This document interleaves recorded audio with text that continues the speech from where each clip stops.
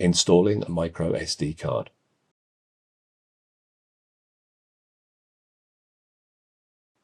Locate the micro SD socket on the system board. Place the micro SD card into the socket. Close the socket lid. Slide the socket lid to the locked position. Reinstall the drive cage assembly and then reconnect all the required cables to the drive backplate.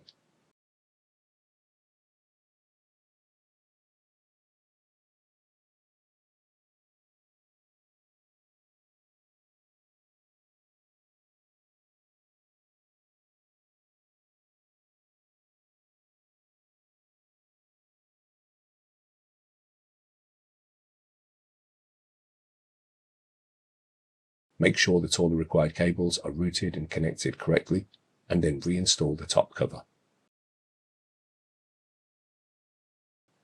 Reinstall the node into the chassis.